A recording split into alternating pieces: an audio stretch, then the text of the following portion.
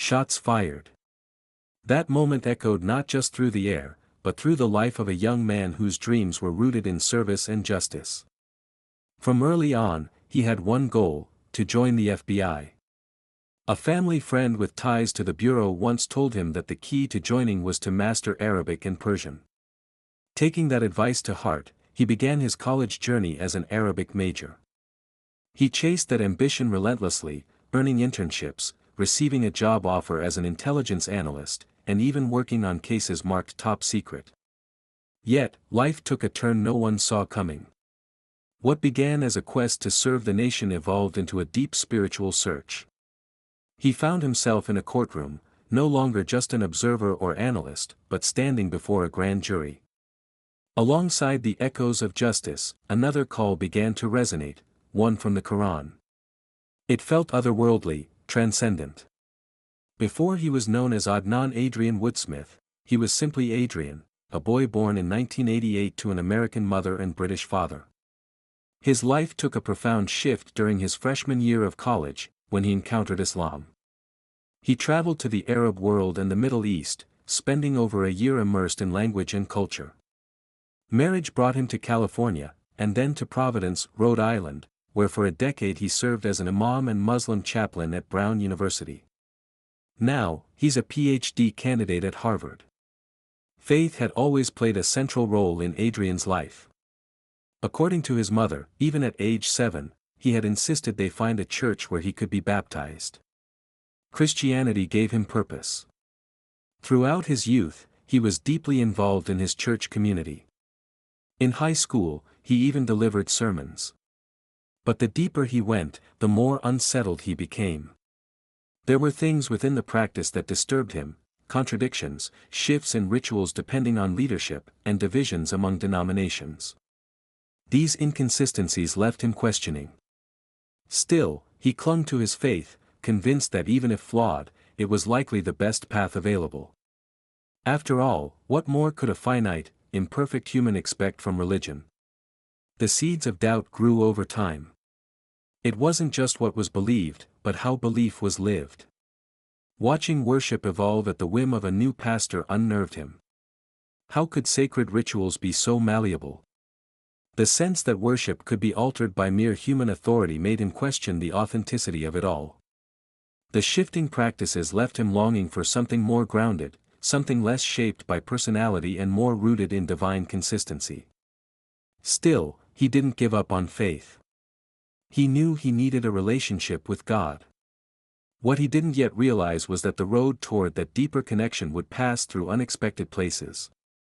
His journey toward Islam began, oddly enough, with a career aptitude test in 8th grade.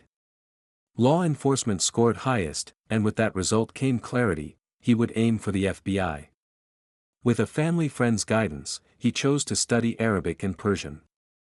At Dartmouth College, he dove into his Arabic studies.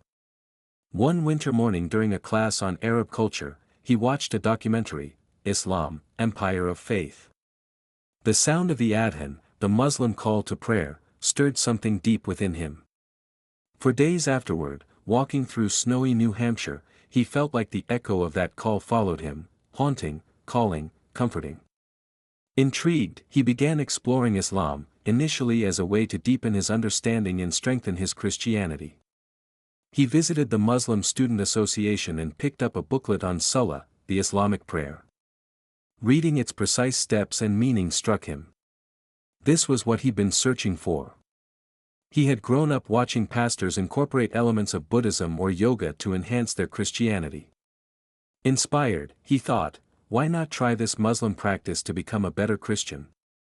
So, during a mission trip to post-Katrina New Orleans, he secretly prayed Salah. At one point, he asked the group leaders for directions: which way is east? So he could face Mecca. They looked at him oddly, unsure what he was doing. Yet, each prayer brought him closer to the peace he had sought since childhood. As a Christian, he prayed like a Muslim, and in those moments, he felt like young Adrian finally had answers, finally felt whole. 2 months passed this way, blending practices, merging truths. Eventually, during his second visit to Friday prayer at the Muslim Student Association, He sat through the service and felt clarity wash over him. The path he had walked so long, guided by questions, doubts, and dreams, had finally brought him home. That Friday, everything changed. I walked into the Muslim prayer service on campus not entirely sure what to expect, but what I found there was unlike anything I had experienced before. The khutbah, or sermon, felt piercingly personal. It didn't just speak to me, it spoke through me, addressing the very questions I had been wrestling with in private. The words didn't float above me as abstract theology, they were grounded, relevant, deeply spiritual, yet remarkably clear. It felt like, for the first time, someone was talking not just about God, but to God, and inviting me to do the same. And then came the prayer. That moment of lining up shoulder to shoulder, standing, bowing, prostrating, it was powerful beyond words.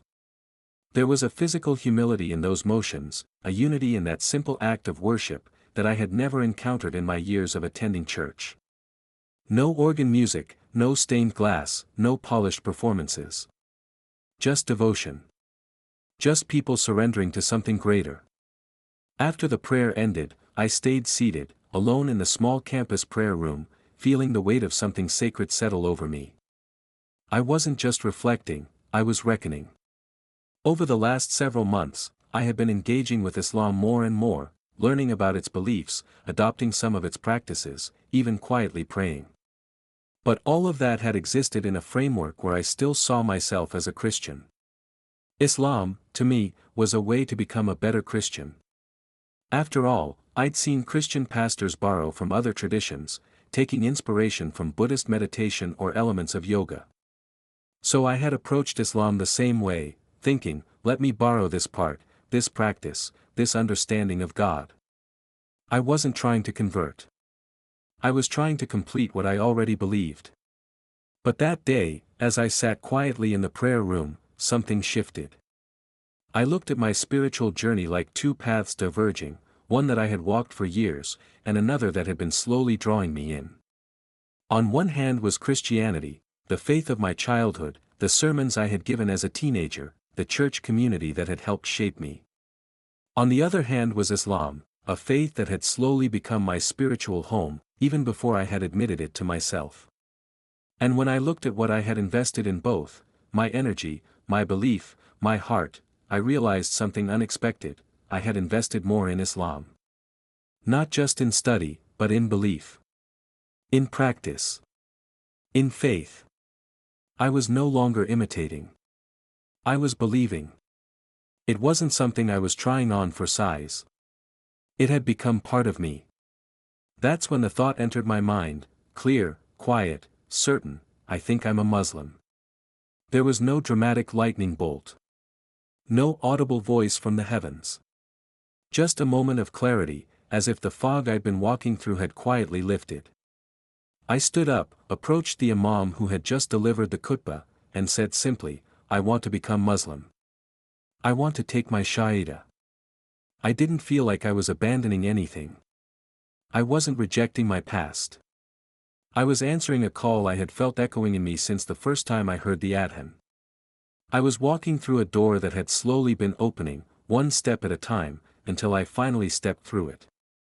Looking back, it wasn't that I ever chose to leave Christianity.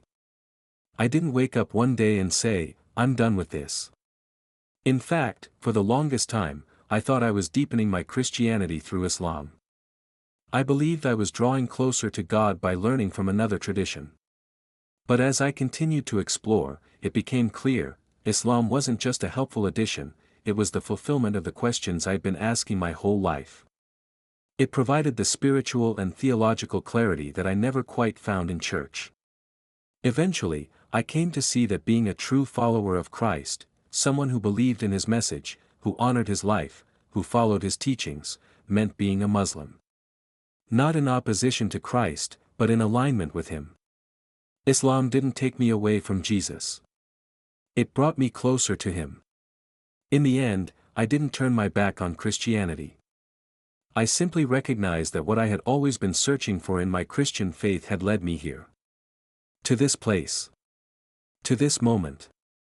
And in that moment, sitting on a prayer mat in a quiet campus room, I took my first step, not away from something, but towards something truer.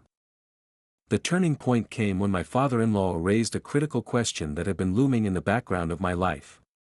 It forced me to face a difficult, but necessary, choice. Was I going to continue pursuing a career path that, while once fulfilling, now left me with a growing sense of unease? Or was I going to choose the woman I loved, this extraordinary, inspiring partner who had entered my life, and build a future with her, one rooted in faith, family, and mutual purpose? When I weighed both options honestly, the decision became clear. I didn't want to risk losing her, not for a job, not for a title, not for an identity that was already starting to feel like it no longer fit. I chose her. And in choosing her, I chose a new path. What would happen next, I didn't know, but I had faith something better would unfold. Up to that point, the FBI had been my compass. It had given me structure, a mission, a clear sense of purpose. But once I stepped away, I was left standing in the quiet aftermath, wondering, what now? I had spent years focused on national service, but now I felt called to something deeper, something more eternal. I realized I wanted to serve not just a nation, but a community. I wanted to learn. I wanted to grow. I wanted to give back to the Muslim Ummah in a meaningful way. Alhamdulillah, I was blessed to pursue traditional Islamic knowledge and earn various ijazas, certifications in Quran recitation and memorization, theology, jurisprudence, and spirituality. This knowledge became a foundation, a kind of spiritual scaffolding that gave structure to my life after the bureau. Still, Islam didn't just give me purpose in an abstract, spiritual sense. It also gave me clarity about what to do with my time here on earth. Worship was my ultimate aim, but service was the vehicle. And over time, life brought me full circle. Years after leaving the FBI, I found myself once again in a space of national concern, though this time not as an agent, but as a Muslim leader. I had become the Muslim chaplain at Brown University, as well as an imam serving the broader Rhode Island community. It was around the time ISIS dominated headlines, casting a shadow over American Muslim life. It was a period when fear and suspicion ran high, and Muslims were being watched with renewed scrutiny. One day, I received a call from a local counterterrorism agent in Providence. He wanted to build a relationship, to partner with me as a community leader. And I knew what that meant. I had just enough experience with federal investigations to know what he was after, and that I couldn't fully shut him out, nor could I let him in unchecked. So I held him at arm's length, careful not to enable any kind of systemic harm to my community. Around the same time, I became close with a brother who had previously been incarcerated in the Rhode Island prison system. He had shared his story with me, and I had become something of a spiritual mentor to him. And then, out of the blue, I found myself in the middle of a legal storm. An assistant U.S. attorney arrived at my office at Brown and handed me a subpoena. The message was unambiguous: provide information about this brother, or risk jail time yourself. In that moment, I had to protect myself. I reached out to legal contacts, secured a lawyer, and eventually found myself called to testify before a grand jury. I entered a room filled with about 20 regular Rhode Islanders, ordinary citizens tasked with hearing evidence and asking questions. Unlike a courtroom trial, a grand jury allows jurors to directly question witnesses. And as I stood there, answering their inquiries, I could feel the discomfort of the U.S. attorney sitting nearby. The jurors weren't just listening, they were feeling. They were asking human questions. One woman, warm and sincere, asked me if this situation had affected my relationship with the brother I had mentored. Her voice was kind, even maternal. "Has it impacted your relationship with him?" she asked. And I just looked at her, my heart heavy, and said, "Bless your heart.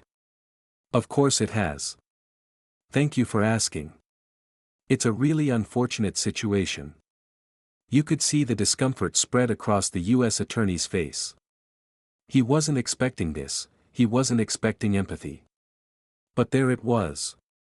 People could see the absurdity of what was happening, and it gave me hope that perhaps justice could still be human. Years passed, and life took more unexpected turns. Nearly a decade after my own conversion to Islam, I had an unforgettable moment with someone very dear to me, my grandmother. She had reached a stage in life where dementia was slowly settling in, making her softer, more childlike in her interactions. One afternoon, I went to visit her like I always did, alongside my father and brothers. We were gathered as a family, and at one point she looked at me with this focused, searching expression and said, "That thing you do when you go upstairs, I want to do that with you." At first, I didn't understand what she meant. But then it clicked. Every time I visited her, I would quietly excuse myself when it was time to pray, slipping upstairs to offer dur or asr. And she had noticed, not just the act, but the tranquility I carried when I came back down. "Do you mean pray?" I asked. She nodded. So I led her in prayer. And then, a few days later, I returned and she asked again, "Can we do that thing where you go upstairs?" That time, I sat with her gently and asked, "Can I tell you more about Islam? Can I tell you about the Prophet Muhammad, peace be upon him?" She smiled and said, "Oh yes, yes, please." I began to share with her the foundational truths of Islam, La ilaha illallah, that there is no God but Allah, and Muhammad is his messenger. I explained the meaning, the mercy, the beauty of it all. And without hesitation, she said the Shahada. She entered Islam in her own gentle, graceful way, and I've never known a sweeter woman in my life. May Allah have mercy on her. When I reflect on what first moved me toward Islam and what continues to inspire me every day, one central figure stands out above all others, the Prophet Muhammad. What struck me most about him was his flawless character, his integrity, compassion, clarity, and unwavering devotion to doing what was right.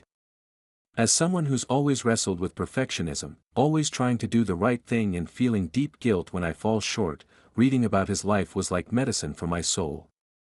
His story, preserved with such detail and care, gave me a real sense of peace and direction. Through him, I discovered not only the ideal of what it means to be a good person, but the possibility of actually striving toward that ideal with sincerity and balance. And then there's the Quran. I grew up immersed in classical music, training as a pianist, performing long solo recitals, even winning competitions. My ears were tuned to beauty, structure, and sound. So when I first heard the Adhan, it hit me in a way I can't quite explain. It was simple, but it pierced straight to my core. And when I began listening to Quranic recitation, I felt something I had never experienced with any music before. It didn't sound human. It sounded divine. Even before I fully grasped the meaning, I could feel the truth in it. And as I grew in understanding, that beauty only deepened. The Quran didn't just speak to my mind, it reached my heart, and it continues to do so every time I hear it.